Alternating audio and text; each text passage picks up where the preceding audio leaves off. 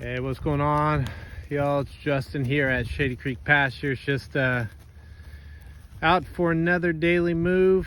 It's February 21st and we're coming out of a super wet, super cold. You can see some snow up there in the mountains or the hillsides, maybe. Just came out of a super wet, super cold period of February. February was rough, but we're coming out of it. Looks like some warmer weather is on its way, but just thought I'd do a video today to kind of show you, what I do towards the end of the year and going into the spring, since we haven't been growing any grass for some time now, but we're on the verge of having some grass growth coming up here with the flush. So just wanted to kind of walk you around and show you what I'm doing, or what my ideas of what I think I'm doing to get ready for spring, number one, and number two, and continue to improve our pasture. So as you can see, we just made a move and sheep are happy, cows are happy. And we still have some stockpile left over here in these pastures. This is our final time around here. Winter grazing, and essentially just getting through this pasture one last time before we start picking it up. We're gonna stock up, get some more head here, so that we can keep up. But yeah, essentially what I'm doing is I'm just strip grazing the last little bits that we have here, last little forage that we have here in these pastures. Strip grazing it down for a number of reasons. Number one, we're heavy fescue out here, but we do have clover. And I want to give that clover some chance here in early spring to establish itself. So in this last rotation, I'm not so concerned about taking it down, because I know it's about to come back. So I'm not necessarily managing the growth per se, as far as how much we're leaving behind for a future pass.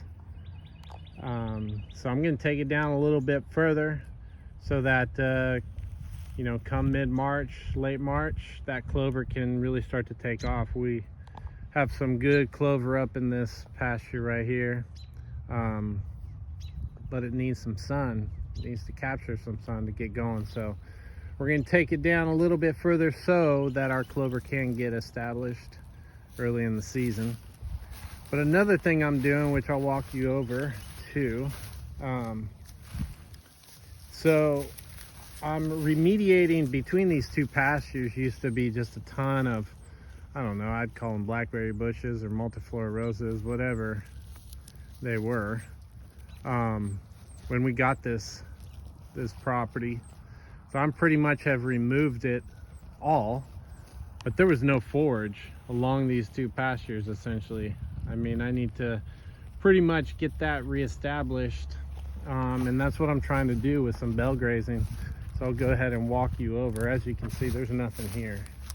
I mean, that's a golf course at the moment. It comes up pretty good during the summer. We got some actually good Johnson grass up in these upper parts of this pasture. But so what I'm going to do is I'm going to show you two things that we're doing, two different, I guess, methods of Bale grazings and the thoughts behind it. Go ahead and walk through this area right now. Start back towards the barn here. So we've been essentially strip grazing. So we'll strip graze all the stockpile that we have for a few days, and then we're coming back over once our strip graze is complete. Once we have taken the forage down where we want to take it, I'll come back and buckle them down into the area that I want to actually bale graze. And so I'll roll out hay. We'll take our round bale, which is up over there, and we'll roll it out. And depending on, you know, how that forage has been in the area, will determine kind of how dense I will, I guess, roll out the hay. So here in this area does produce. It produces all right, a lot better than, you know, along that top section there that they're actually on right now.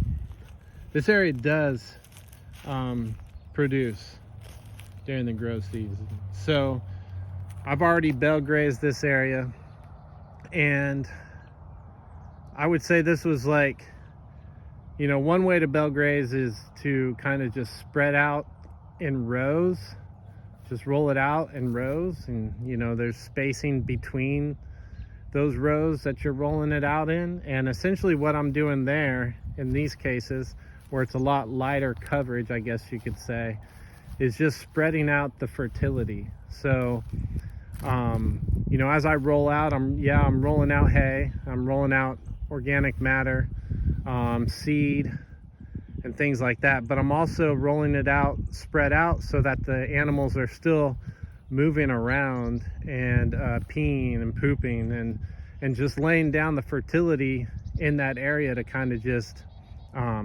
give the soil the nutrients it needs to continue to produce even better.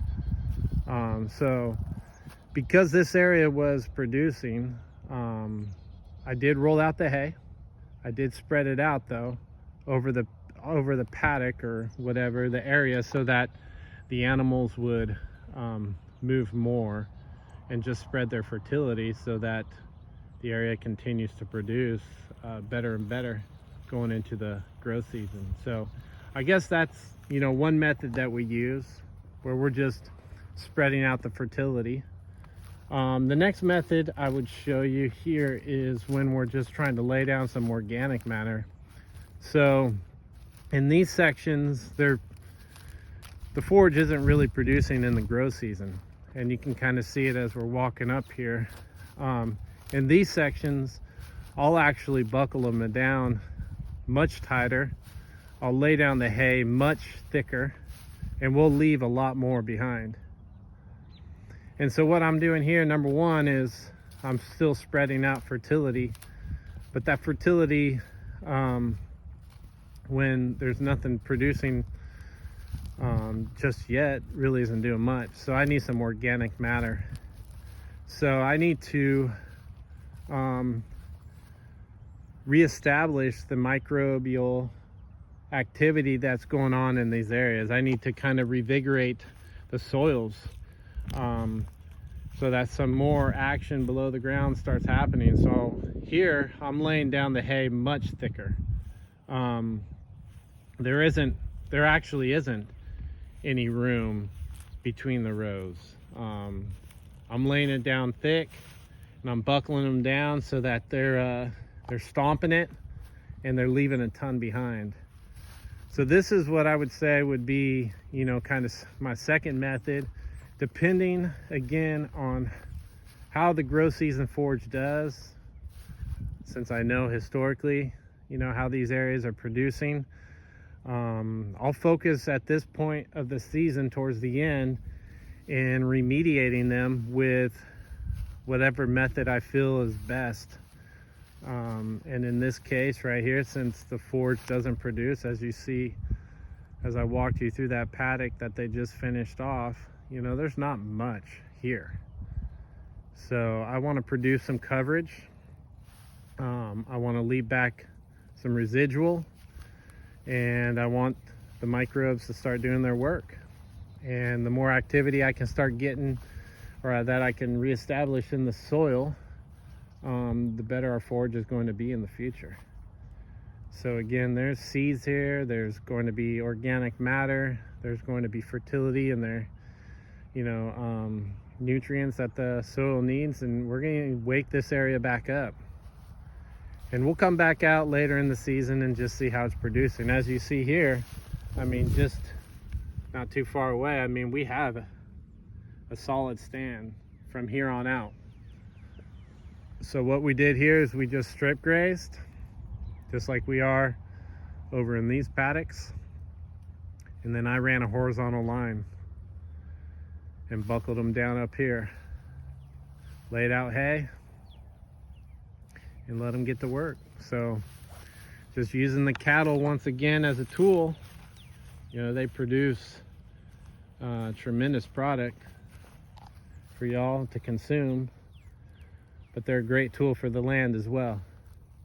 And we just got to know what we're doing with them and use them to help us implement these strategies like bale grazing to improve our land and our pastures and get those cycles reestablished, those natural cycles, the water cycle, the nutrient cycle, the carbon cycle, all those cycles that in regenerative farming we're concerned about.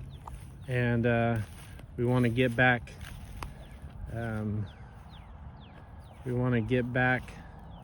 operating as they should. So just thought I'd take you a walk around and kind of just show you the two methods that we're using. Again, as you can see right here, you know, that's what I would consider method one on our farm. We roll out everything. We never set stock a bale in one location. We want to spread it out. So this would be kind of location one. It's producing, forage is solid, could be a lot better. So we're seeding it with rows of hay and we're spreading it out so that our animals are kind of moving around the paddock and laying down some fertility. So that's method number one. Method number two is in these areas that just aren't producing during the growth season. We're laying it down hard, the hay hard.